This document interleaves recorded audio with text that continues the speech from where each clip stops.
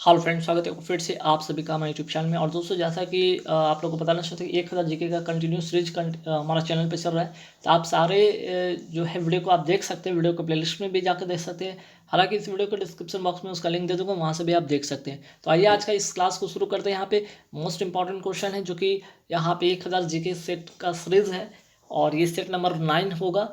ध्यान रखिएगा। तो काफ़ी इंपॉर्टेंट सारे क्वेश्चन, काफ़ी इंपॉर्टेंट सारे के सारे लगभग आपके प्रीवियस क्वेश्चन के ओरिजिनल क्वेश्चन, ठीक है, ध्यान दीजिएगा। तो यहाँ पे फर्स्ट क्वेश्चन पे आते हैं कि भारत का संविधान के किस संशोधन अधिनियम द्वारा देश की पंचायती राज संस्थाओं तथा यहाँ पे एक चीज छूट गया, नगर निकाय, ठीक है, नगर निकायों को संवैधानिक स्तर प्रदान किया गया। तो यहाँ पे 4 ऑप्शन आपको दिख रहे होंगे, आपको बताना है इसका करेक्ट आंसर। तो ध्यान रखिएगा, इसका जो करेक्ट आंसर होगा वो होगा घ होगा। मीन्स कि ध्यान रखिएगा, पंचायती राज व्यवस्था की बात करते तो ये होगा 73वें संविधान संशोधन के तहत, और नगर निकाय की बात करें तो 74वें संविधान संशोधन के तहत, ठीक है। अगर हम अनुसूची की बात करें तो अनुसूची जो होता है ये 11 के अंतर्गत आता है। कौन? ये आपका हो जाएगा पंचायती राज व्यवस्था, अनुसूची 11 के अंतर्गत, और अनुसूची 12 के अंतर्गत आ जाएगा नगर निकाय या नगर पालिका, ठीक है। तो पंचायत की बात करें तो ये रिलेटेड हो जाएगा अनुसूची 11, और नगर पालिका की अगर बात करते हैं, ठीक है, नगर पालिका की बात करें तो ये अनुसूची 12 के अंतर्गत, और संशोधन जो है यहाँ पे संविधान संशोधन 74वें के अंतर्गत आएगा। तो 73वें और 74वें की बात करते हैं पंचायती और नगर निकाय या नगर पालिका से, अनुसूची की बात की 11-12 से रिलेटेड है, ठीक है। आगे बढ़ेंगे क्वेश्चन पे कि सरदार पटेल को सरदार की उपाधि किस आंदोलन को सफल नेतृत्व के बाद प्रदान किया गया था? उसका जो करेक्ट आंसर होगा वो होगा बारदोली सत्याग्रह, ठीक है। इसका जो करेक्ट आंसर होगा बारदोली सत्याग्रह, इसका करेक्ट आंसर हो जाएगा। यहाँ पे एक चीज़ और जानने वाली बात ये है कि ध्यान रखिएगा कि ये जो हुआ था 1928 ईस्वी में, ठीक है, हुआ था 1928 ईस्वी में। यहाँ पे जो बारदोली के किसानों की समस्या को लेकर ये सत्याग्रह किया गया था, ठीक है। और यहाँ पे एक चीज़ जानने वाली बात है कि सरदार पटेल को लौह पुरुष की उपाधि दी गई थी, ठीक है। चलिए, और लौह पुरुष की उपाधि की अगर बात करें तो देशी रियासतों को भारत में विलय करने के लिए दिया गया था, है ना। आगे बढ़ते अगर एक चीज़ और यहाँ पे इंपॉर्टेंट बात करते हैं कि अहमदाबाद सूती वस्त्र मिल मजदूर को लेकर तथा खेरा किसानों को लेकर 1918 में गांधी जी ने सत्याग्रह चलाए थे। तो खेरा और अहमदाबाद मिल सत्याग्रह कब हुआ था? 1918 ईस्वी में, और गांधी जी के द्वारा ही चलाया गया था। जबकि बारदोली सत्याग्रह सरदार पटेल के द्वारा 1928 ईस्वी में चलाया गया था, ठीक। चलिए आगे बढ़ेंगे सवाल पे कि मधुमक्खी पालन को क्या कहा जाता है? 4 ऑप्शन है, काफ़ी इंपॉर्टेंट है, कई बार एग्जाम में पूछा गया है, ठीक। तो मधुमक्खी पालन को क्या कहा जाता है? एपी कल्चर, ठीक है, एपी कल्चर मधुमक्खी पालन को कहा जाता है।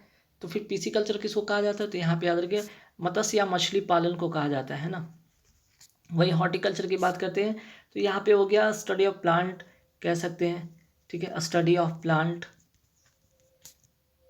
स्टडी ऑफ ग्रोइंग प्लांट कह सकते हैं, ठीक है, स्टडी ऑफ ग्रोइंग ट्रीज कहिए, प्लांट कहिए, है ना, वेजिटेबल्स कहिए, फ्लावर्स कहिए, ठीक। वही बात करते हैं सिल्वी कल्चर की बात करते हैं तो ये हो जाएगा study of forest and would, ठीक है। तो यहाँ से एपी कल्चर वाला काफ़ी बार एग्जाम में पूछा गया, मधुमक्खी पालन को क्या कहा जाता है, ठीक। तो ध्यान रखिएगा। सेरिकल्चर से भी रिलेटेड क्वेश्चन आता है तो रेशम के कीड़े का पालन क्या कहते हैं? पीसी कल्चर की तो बात होगी। और पोमोलॉजी भी पूछा जाता है तो फलों का अध्ययन के से पूछा जाता है। चलिए आगे बढ़ेंगे सवाल में। जल का शुद्धिकरण किया जाता है, किसके द्वारा किया जाता है? ठीक है, पानी में क्या सब मिला देंगे जिससे कि उसका जो है उसका शुद्धिकरण हो जाएगा। उसका जो करेक्ट आंसर होगा वो होगा क्लोरीन द्वारा, यानी कि 20 का करेक्ट आंसर होगा। नेक्स्ट क्वेश्चन है कि यदि दूध से क्रीम को अलग कर दिया जाए तो दूध का घनत्व क्या होगा? ठीक है, तो इसका दूध का जो घनत्व होगा वो होगा बढ़ जाता है, ठीक है। आप इसको कर देंगे अलग तो ये दूध का क्या होगा? घनत्व क्या हो जाता है? बढ़ जाता है, ठीक है।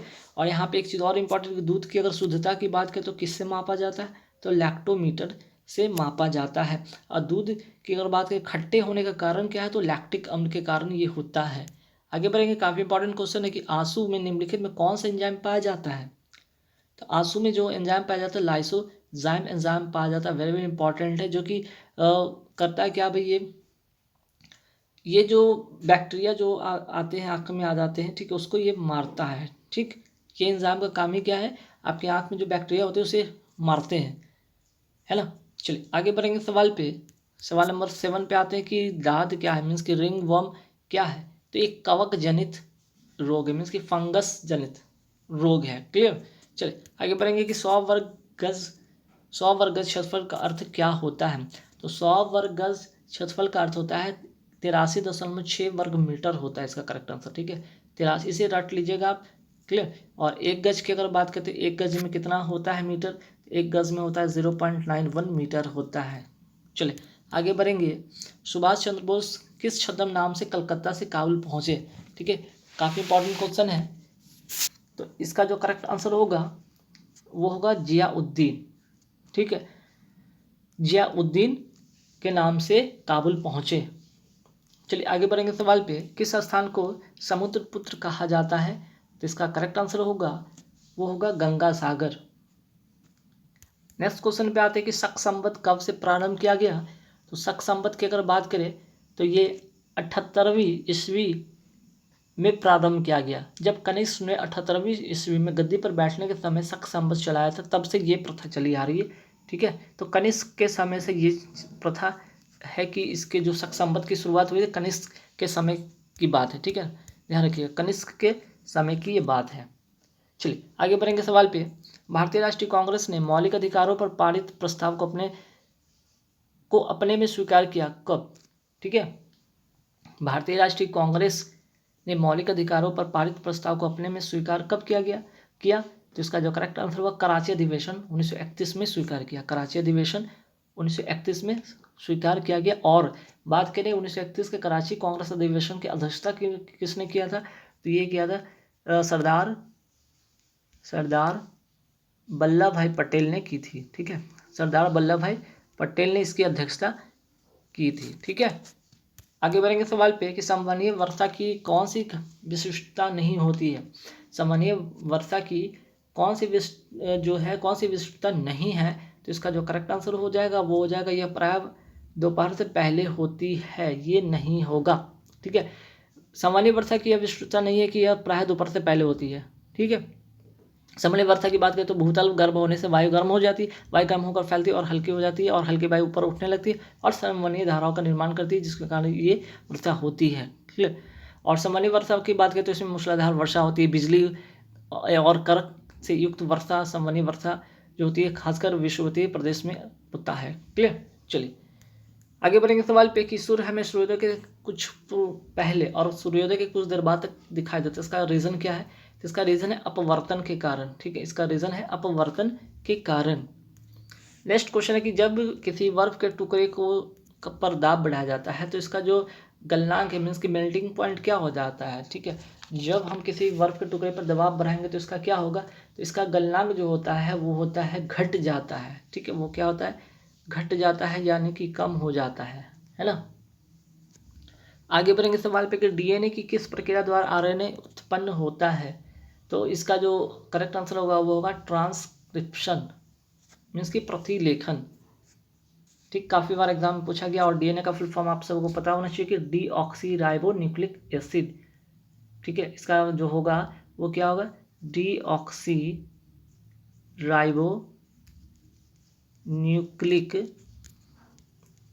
Nucleic acid. ठीक है, नोट कर लेंगे। और अगर बात करते हैं कि डीएनए को आनुवांशिक पदार्थ तथा जीन को आनुवांशिक इकाई कहते हैं। डीएनए को क्या कहा जाता है, अनुवांशिक पदार्थ कहा जाता है, और जीन को क्या कहा जाता है, अनुवांशिक इकाई कहा जाता है। और डीएनए की अगर बात करें तो इसका जो क्रियात्मक खंड को जीन कहते हैं। ठीक है, डीएनए के ही क्रियात्मक खंड को क्या कहते हैं, जीन कहते हैं। आगे बढ़ेंगे सवाल पे। अब सूची का मिलान करना है। सूची में मिलान करना है कि भाई किसका कितना होता है। यहाँ पे हृदय का विकास जो होता है उसमें हृदय का खंड कितना होता है ये बताना है।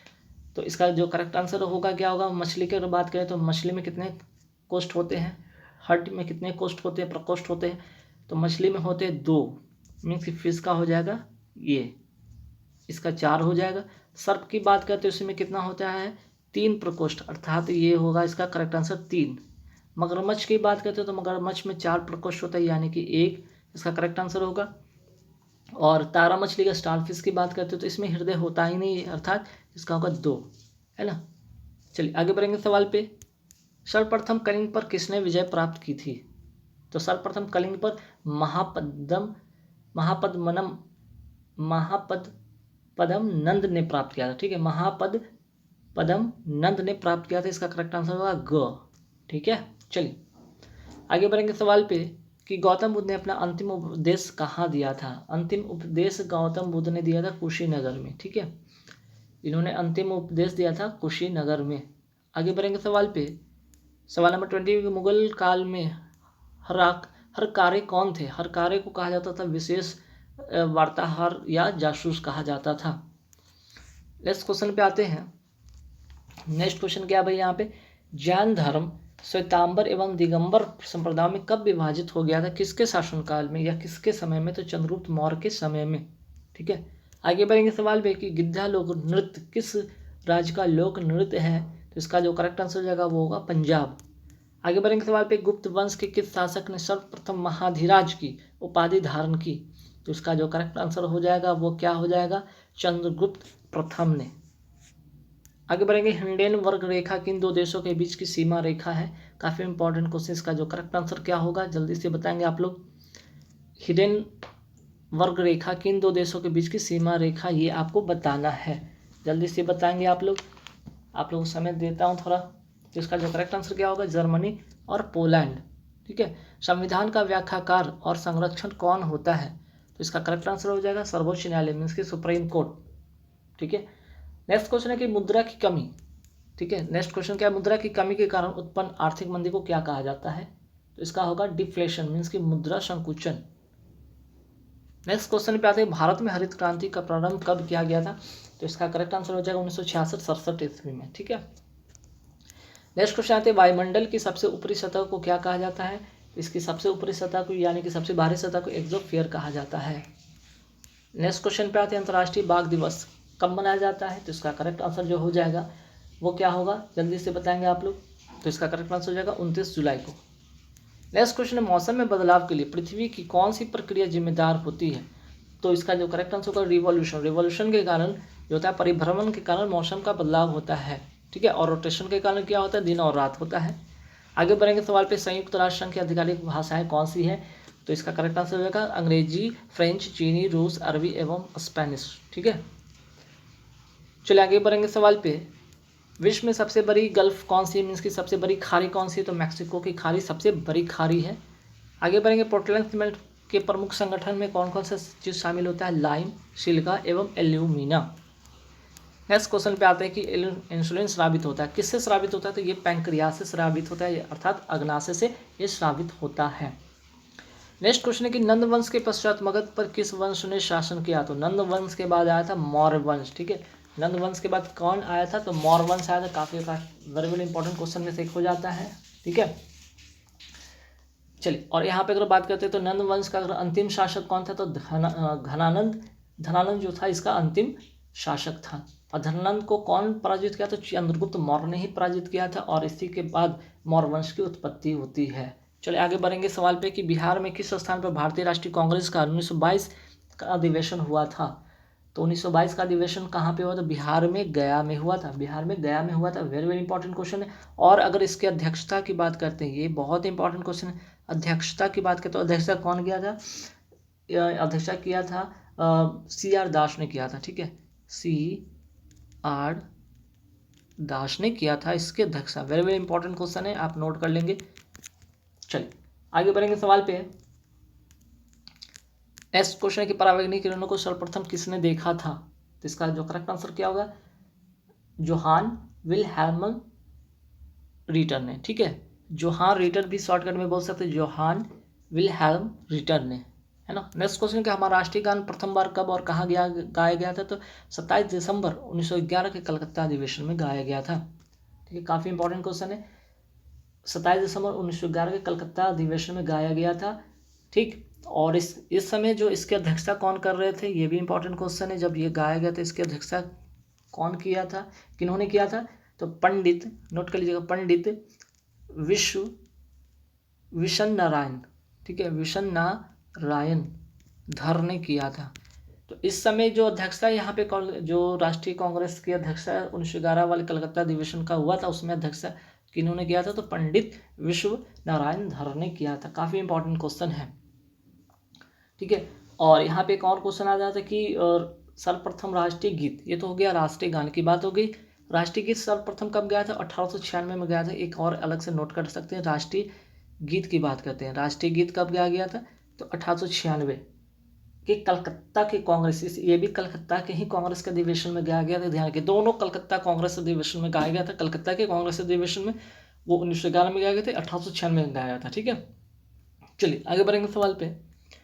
संगीत नाटक अकादमी देश में नृत्य नाटक एवं संगीत के विकास का संवर्धन करती स्थापना कब हुआ था? इसकी स्थापना कब हुआ था? इसका जो करेक्ट आंसर हो जाएगा वो होगा 1953।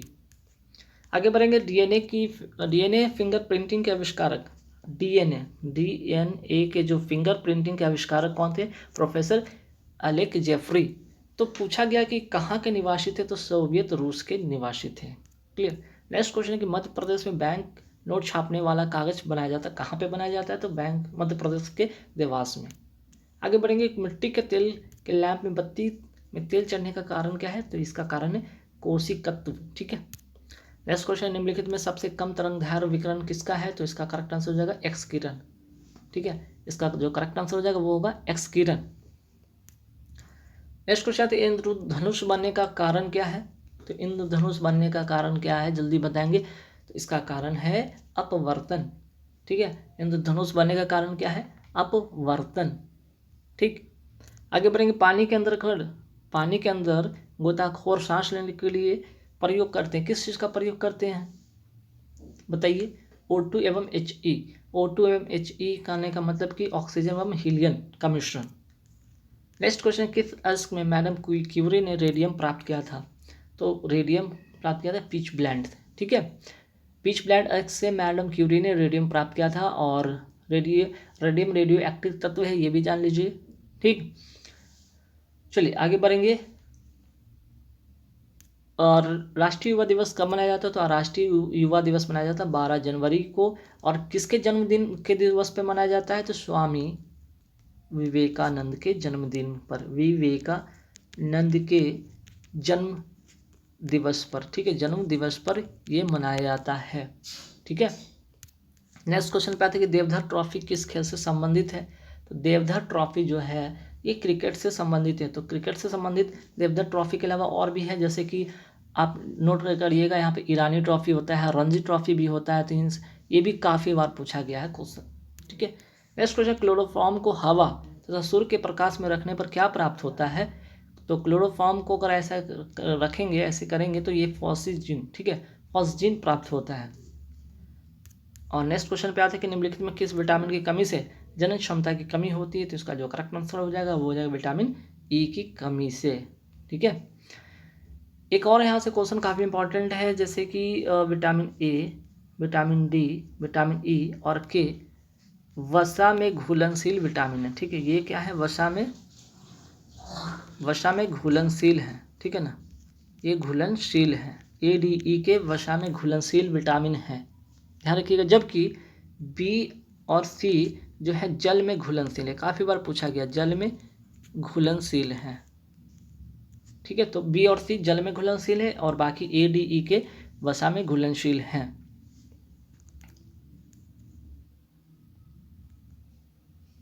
आपका जो है सही मिलान करना है, जिसमें कि खोजकर्ता और खोज का यहाँ पे मिलान करना है ना, कि यहाँ पे देख सकते खोज करता हूँ, यहाँ पे खोज मिलान करना है।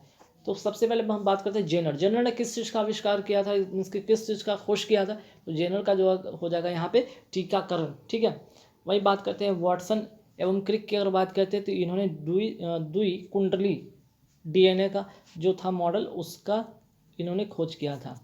नेक्स्ट है कि लैंड स्किनर ने ब्लड ग्रुप का खोज किया था। वही बात करते हैं फ्लेमिंग ने किसका खोज किया था? तो पेंसिलिन का, क्लियर। चलिए आगे बढ़ते सवाल पे। नेक्स्ट जो सवाल, निम्नलिखित में कौन सा सबसे अधिक प्रत्यास्थ है? इलास्टिसिटी जिसमें होती है सबसे ज़्यादा किसमें होती है? तो सबसे ज़्यादा इलास्टिसिटी की बात करें तो सबसे ज़्यादा होता है स्टील में, ठीक है। अब यहाँ पे जानेंगे कि इलास्टिसिटी जो है वो क्या है, वो क्या गुण है? ये वो गुण है जिसमें किसी भी वस्तु के परिवर्तन का क्या करता है? विरोध करता है, ठीक है। और जैसे ही अगर उसको बल को हटा लिया जाता है तो वो अपने पूर्व स्थिति में वापस आ जाता है, इसको कहते हैं इलास्टिसिटी। क्लियर। तो इसका करेक्ट आंसर होगा। नेक्स्ट क्वेश्चन काफ़ी इंपॉर्टेंट कि वर्ण अंधता वाले व्यक्ति को लाल रंग दिखाई कैसा देगा। अगर वो लाल रंग देखता है तो उसको कैसा दिखाई देगा, है ना। तो ध्यान रखिएगा यहाँ पे जो लाल रंग होगा वर्ण अंधता वाले व्यक्ति को क्या दिखाई देगा यहाँ पे। तो यहाँ पे लाल रंग कैसा दिखाई देगा, लाल रंग उसको हरा दिखाई देगा। ठीक है, लाल रंग उसको क्या दिखाई देगा, हरा दिखाई देगा। तो ध्यान रखिएगा जो वर्ण अंधता वाले व्यक्ति होते हैं उनको दो रंग का पता नहीं चल पाता है सही, एक तो लाल और दूसरा जो है हरा। ठीक है, ये दो का पता उसको नहीं चल पाता, बाकी सभी रंग को पहचानता है लेकिन लाल और हरा को नहीं पहचान पाता है। तो उसको लाल रंग कैसा दिखाई देता है, हरा दिखाई देता है। ठीक है, अगर हम बात करते हैं इस रोग का सबसे ज़्यादा जो लक्षण होता है, प्रभाव होता है, किस में होता है, सबसे ज़्यादा ये मेल पार्ट में ज़्यादा ये लक्षण दिखा देता है, मीन्स कि पुरुष में सबसे ज़्यादा दिखाई देता है ना। स्त्री में भी लक्षण कभी कभार दिखाई देता है तब जब इसका जो है गुणसूत्र जब दोनों एक्स वाले होंगे तब। ठीक है, चलिए आगे बढ़ते सवाल पे। नेक्स्ट सवाल क्या है कि पायस एक क्या है, यहाँ पे पूछा गया पायस एक कोलाइड होता है ना। पायस जो है क्या है, एक कोलाइड है। तो क्या किसका कोलाइड मिश्रण है ना। तो किसका यहाँ पे पूछा गया मिश्रण, द्रव में गैस का मिश्रण है या द्रव में द्रव का मिश्रण है या गैस में द्रव का मिश्रण है, ठोस में द्रव का मिश्रण है। तो इसका जो करेक्ट आंसर होगा वो होगा द्रव में द्रव का मिश्रण। ठीक है, सॉरी यहाँ पे द्रव में द्रव का मिश्रण हो जाएगा, है ना।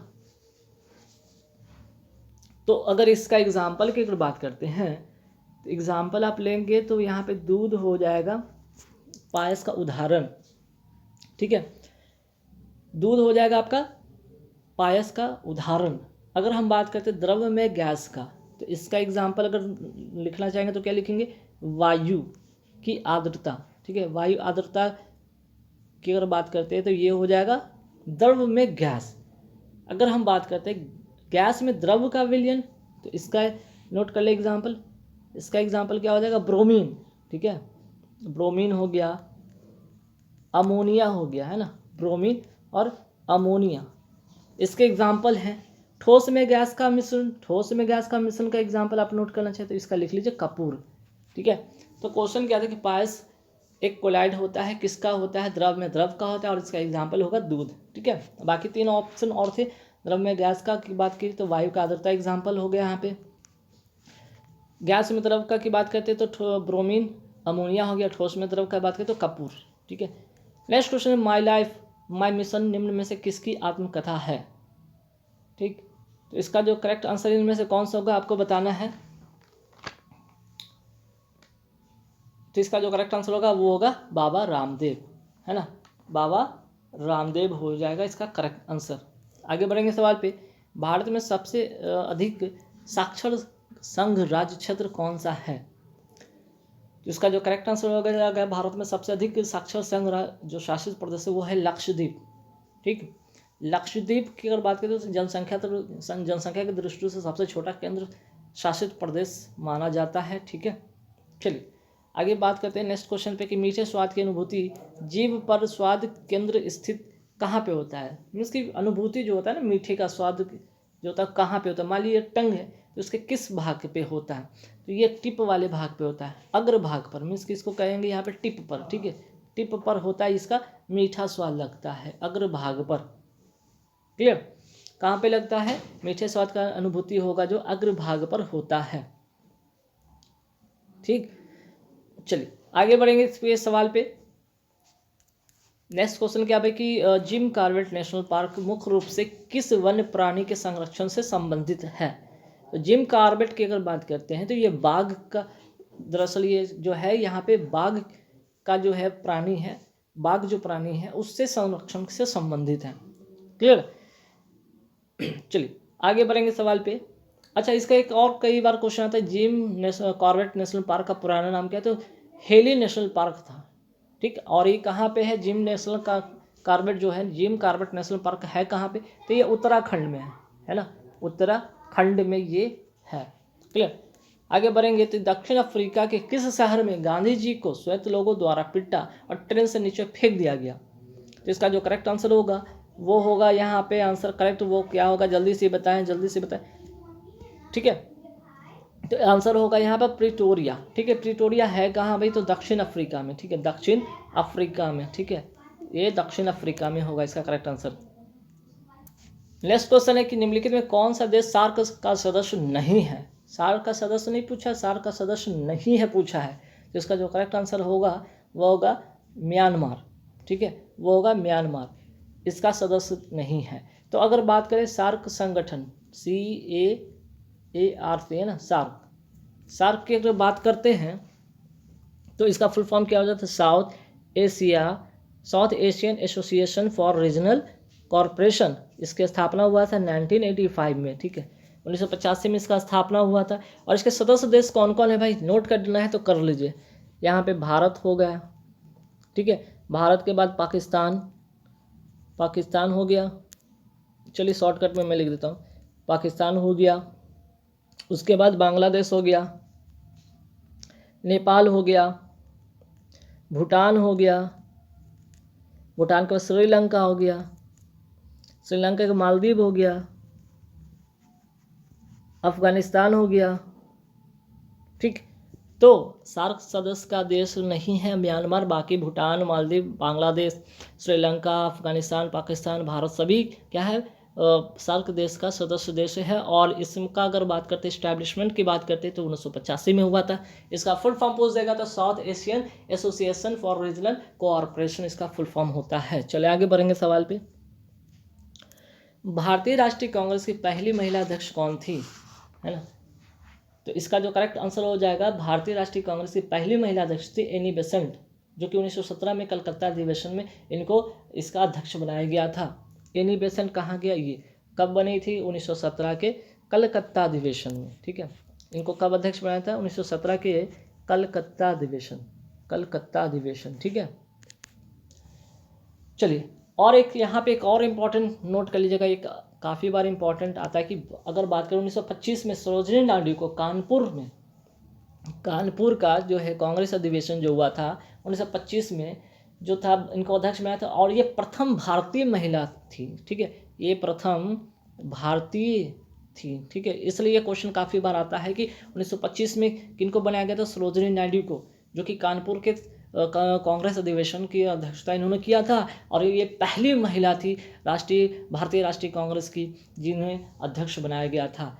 ठीक है, अगर पहली महिला की सिर्फ बात करें तो एनी बेसेंट हो गई, और प्रथम भारतीय महिला की बात करें तो एनी बेसेंट नहीं बल्कि होगी सरोजिनी नायडू होंगी। 1925 के कानपुर वाला अधिवेशन में इन्होंने अध्यक्षता किया था। ठीक है, चलिए एक और यहाँ से क्वेश्चन आता है, सुचेता कृपलानी, काफ़ी बार सुने होंगे इनका नाम। ठीक है, तो भारत राज्य की प्रथम महिला मुख्यमंत्री इनको बनाया गया था, है ना। और एक क्वेश्चन यहाँ पे राजकुमारी अमृता कौर के बारे में भी जान लीजिए कि केंद्रीय मंत्रिमंडल में शामिल प्रथम भारतीय महिला राजकुमारी अमृता कौर थी। ठीक है, तो चारों का आपको आंसर मैंने बता दिया। नेक्स्ट क्वेश्चन है, संसार में माइका का सबसे बड़ा उत्पादक देश कौन सा है? ठीक है, तो इसका जो करेक्ट आंसर हो जाएगा, माइका का सबसे बड़ा उत्पादक देश है वो है भारत। ठीक है, इसका करेक्ट आंसर हो जाएगा भारत। चलिए आगे बढ़ते सवाल पे कि खून के बहने से रोकने में कौन सा विटामिन भाग लेता है? तो सिंपल है, विटामिन के। ठीक है, विटामिन के। और इसका जो रासायनिक नाम की अगर बात करें तो इसका रासायनिक नाम क्या है? फिलोक्विनोन। ठीक है, फिलोक्विनोन, ध्यान रखिए, काफ़ी इंपॉर्टेंट क्वेश्चन है। अगर विटामिन डी की बात करते हैं तो इसका रासायनिक नाम क्या है? कैल्सिफेरॉल। ठीक है, विटामिन सी की बात करते हैं तो एस्कॉर्बिक एसिड, और विटामिन ए की बात करते हैं तो रेटिनॉल। ठीक, चलिए आगे बढ़े सवाल पे। भारत के उच्च न्यायालय में पहली महिला न्यायाधीश कौन बनी थी? भारत के उच्चतम न्यायालय में, सुप्रीम कोर्ट में, तो आंसर जो हो जाएगा फातिमा बीवी। ठीक है, फातिमा बीवी, इनको पहली महिला न्यायाधीश होने का गौरव प्राप्त है। चलिए आगे बढ़ेंगे सवाल पे। सबसे पुराना वेद कौन सा है? तो सबसे पुराना वेद कौन सा है इसमें? आंसर होगा ऋग्वेद। सबसे पुराना वेद है ऋग्वेद। ठीक है, आगे बढ़ेंगे सवाल पे। चलिए एक और क्वेश्चन यहाँ से आता है कई बार कि भारतीय संगीत का जनक कहा जाता है, तो ये सामवेद का हो जाएगा। ठीक है, और गद और पद वाला वेद की अगर बात करते हैं तो अर्जुन वेद हो जाएगा, गद एवं पद दोनों वाला, है ना। यहाँ से क्वेश्चन आता है अर्जुवेद। ठीक है, तंत्र मंत्र की बात करते हैं तो अथर्ववेद में आ जाता है ना। आगे बढ़ेंगे सवाल पे। अर्थ शब्द का शाब्दिक अर्थ क्या है? आर्ट शब्द का शाब्दिक अर्थ श्रेष्ठ या कुलीन, इसका करेक्ट आंसर होगा। ठीक है। चलिए आगे बढ़ते सवाल पे कि मौर्यकालीन इतिहास के बारे में जानकारी उपलब्ध कराने वाले ग्रंथ इंडिका के रचनाकार कौन थे? तो इसका जो आंसर हो जाएगा मेगास्थनीज। ठीक है, इसका जो आंसर हो जाएगा मेगास्थनीज। ठीक, अब इसके बारे में भी और जैसे सुने कि सेल्यूकस निकेटर ने मेगास्थनीज को चंद्रगुप्त के दरबार में भेजा था। तो ठीक है, ये किसके दरबार में आया था? चंद्रगुप्त के दरबार में आया था। ठीक है, और इसने जो इंडिका नामक पुस्तक की रचना की जिसमें किसका वर्णन किया था? तो इसने मौर्य काल का वर्णन किया था। ठीक है, ये किसके दरबार में आया था? चंद्रगुप्त के दरबार में आया था, चंद्रगुप्त। चलिए आगे बढ़ते सवाल पे। नेक्स्ट क्वेश्चन क्या है भाई, यहाँ पे देखिएगा। नेक्स्ट क्वेश्चन, थोक मूल्य सूचकांक की नई श्रृंखला हेतु, ठीक है, थोक मूल्य सूचकांक की नई श्रृंखला हेतु किसकी अध्यक्षता में 18 सदस्यीय समिति का गठन किया गया है? तो देखिए ये जो क्वेश्चन है ये करंट अफेयर्स का क्वेश्चन है, तो इसे आप हटा देंगे क्योंकि आपको करंट अफेयर्स ये प्रीवियस ईयर क्वेश्चन है, तो इसलिए इसमें मैं ये वाला क्वेश्चन का नहीं बताऊंगा। हालांकि इसका जो आंसर होगा वो रमेश चंद्र होगा, ठीक है, लेकिन ये आएगा नहीं क्योंकि ये प्रीवियस ईयर का करंट अफेयर्स है। आगे बढ़ेंगे सवाल पे। मुगल बादशाह जो उच्च कोटि के चित्रकार माने जाते थे वो कौन मुगल बादशाह थे जो उच्च कोटि के चित्रकार माने जाते थे? इसका करेक्ट आंसर हो जाएगा जहांगीर। ठीक है, जहांगीर होगा। चलिए आगे बढ़ेंगे सवाल पे। निम्नलिखित में किस खेल में खिलाड़ी को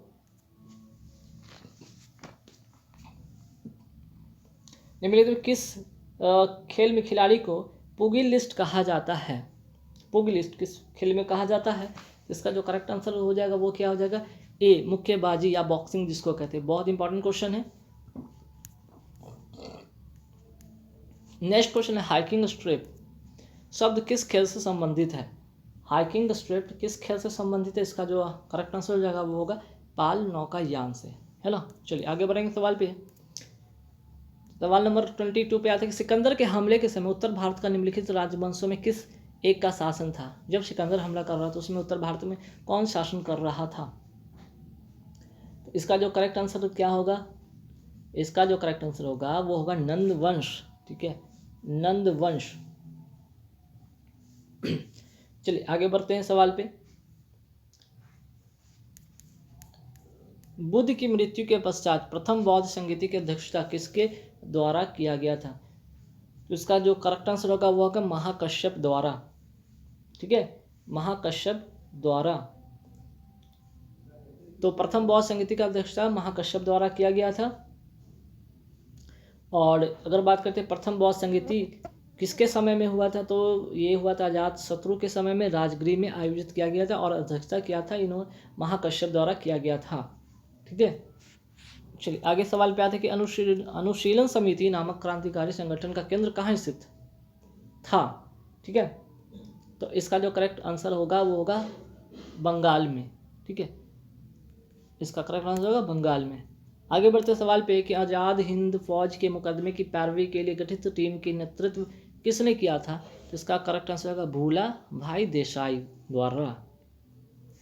तो देखिए आज़ाद हिंद फौज के मुकदमे में पैरवी के लिए जो थे भूला भाई देसाई थे, तेज बहादुर थे, जवाहरलाल नेहरू थे, KN काटजू थे, लेकिन इन सभी ने तो पैरवी किया, लेकिन इनमें अध्यक्षता की अगर बात करते तो अध्यक्षता कौन किया था? भूला भाई देसाई ने किया था। ठीक है, हुआ था कि आज़ाद हिंद फौज के सैनिकों पर नवंबर 1945 में मुकदमा चला गया था। इसे दिल्ली मुकदमा या लाल किला मुकदमा के नाम से भी जाना जाता है। जन समर्थन को देखते हुए लॉर्ड बेबल ने आम माफी आज़ाद हिंद फौज के सैनिकों को देना पड़ा था, है ना। चलिए नेक्स्ट क्वेश्चन है कि स्वर्ण कमल पुरस्कार किस क्षेत्र में दिया जाता है? तो स्वर्ण कमल की अगर बात करते हैं ये दिया जाता है सिनेमा के क्षेत्र में दिया जाता है। नेक्स्ट है कि अंतर्राष्ट्रीय नेशनल मंडेला दिवस कब मनाया जाता है? किस तिथि को मनाया जाता है? 18 जुलाई को मनाया जाता है। आगे बढ़ते हैं कि प्रसिद्ध जगन्नाथ मंदिर किस राज्य में है? तो इसका जो करेक्ट आंसर हो जाएगा वो होगा ओडिशा में प्रसिद्ध जगन्नाथ मंदिर। और यहाँ पे एक और भी मंदिर है, कोणार्क का मंदिर भी है फेमस, जो कि ओडिशा में है। चलिए आगे बढ़ते सवाल पे। पृथ्वी की कक्षा में स्थापित होने वाला पहला कृत्रिम उपग्रह कौन सा था? तो इसका करेक्ट आंसर हो जाएगा स्पुतनिक 1। ठीक है, जो कि 1957 में पूर्व सोवियत संघ द्वारा अंतरिक्ष में छोड़ा गया था, जो विश्व का प्रथम उपग्रह था। चलिए आगे बढ़ते हैं। निर्जलीकरण में शरीर में निम्न में से किसकी कमी हो जाती है? तो इसका जो करेक्ट आंसर होगा वो होगा सोडियम क्लोराइड। आंसर होगा सोडियम क्लोराइड। नेक्स्ट है कि किस खेल में गेम पॉइंट से गेम और गेमों से सेट बनते हैं? तो इसका करेक्ट आंसर जो होगा वो क्या होगा? टेबल टेनिस, है ना, सॉरी टेबल टेनिस है, सिर्फ टेनिस होगा, इसका करेक्ट आंसर हो जाएगा टेनिस। भारतीय संविधान का कौन सा अनुच्छेद राष्ट्रपति को लोकसभा भंग करने की शक्ति प्रदान करता है? वेरी वेरी इंपॉर्टेंट क्वेश्चन है। तो इसका जो करेक्ट आंसर हो जाएगा वो होगा अनुच्छेद 85 कहता है। ठीक है, आगे बढ़े सवाल पे कि निम्नलिखित में कौन सी पर्वत श्रेणी सबसे पुरानी है? तो इसका करेक्ट आंसर हो जाएगा अरावली की। जो अरावली है वो पर्वत श्रेणी है जो भारत की सबसे पुरानी श्रेणी है। और इसका एक इंपॉर्टेंट क्वेश्चन है कि इसकी सबसे ऊंची चोटी का नाम जो है, इसकी एक ऊंची चोटी है, उसका नाम क्या है? गुरु शिखर। ठीक है, ये कई बार पूछा गया, गुरु शिखर। चलिए आगे बढ़ेंगे सवाल पे कि किस संविधान संशोधन बिल द्वारा भारत में मतदान की आयु किस साल से घटाकर 18 साल कर दिया गया? इसका जो करेक्ट आंसर हो जाएगा 61वां संविधान संशोधन द्वारा। ठीक है, जो कि कब किया गया था? 1989 में। चलिए, महात्मा गांधी ने अपना रंगभेद के विरुद्ध आंदोलन कहाँ शुरू किया था? तो इसका जो करेक्ट आंसर हो जाएगा वो क्या हो जाएगा आपका? एक तो होगा यहाँ पे, सबसे पहले जान लीजिए कि तो दक्षिण अफ्रीका में हुआ था, लेकिन कहाँ पे? तो नटाल प्रांत में। ठीक है, दक्षिण अफ्रीका के नटाल प्रांत में। ठीक है, चलिए आगे बढ़ते सवाल पे।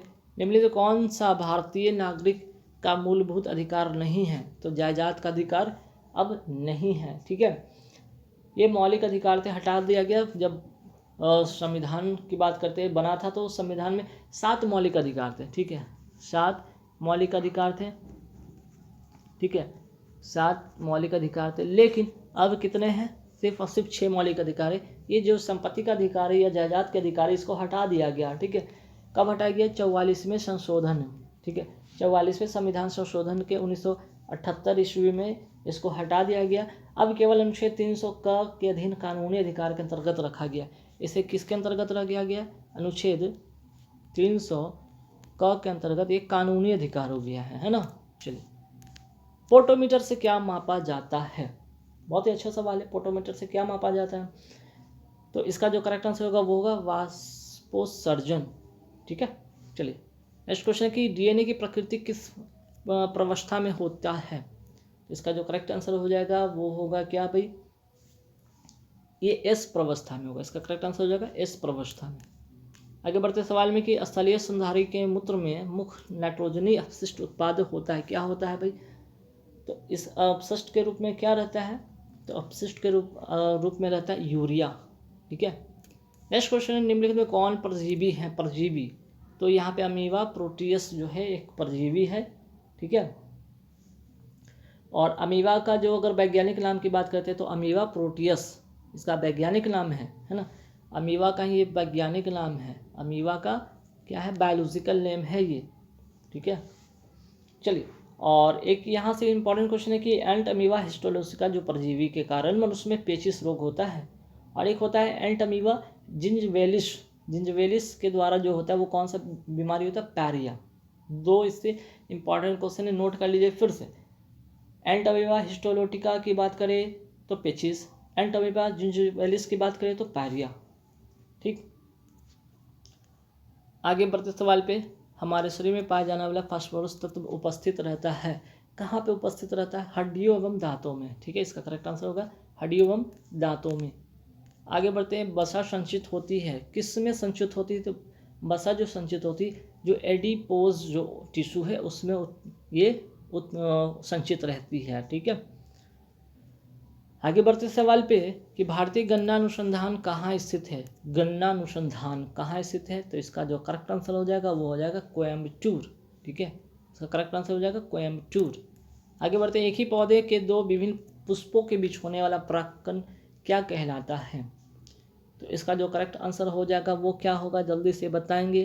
तो इसका करेक्ट आंसर होगा गेटिनोगैमी, गेटिनोगैमी, ठीक है। एक ही पौधे होते हैं, दो अलग अलग पुष्प होते हैं, ठीक है। उनके बीच में जो पॉलिनेशन होता है, परागकण होता है, उसी को कहते हैं, ठीक है। नारियल में आप क्या खाते हैं, नारियल का क्या खाते हैं आप, ठीक है। ये क्वेश्चन है कि नारियल का आप किस भाग को खाते हैं, ये बताना है। तो इसका जो करेक्ट आंसर क्या हो जाएगा, जल्दी से बताएंगे, नारियल का किस भाग को आप खाते हैं।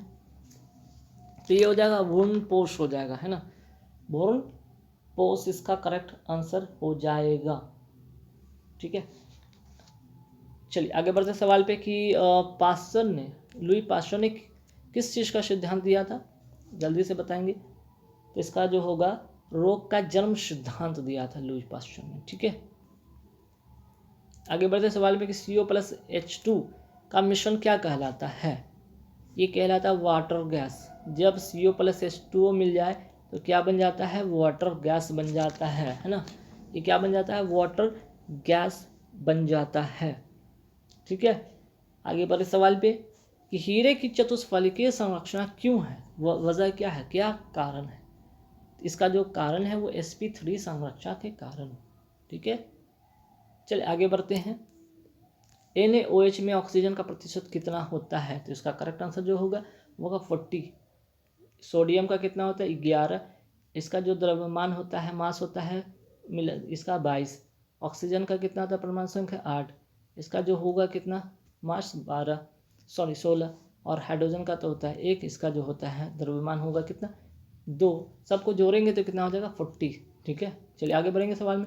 ऊर्जा की इकाई क्या है, ऊर्जा की इकाई है जूल, ठीक है।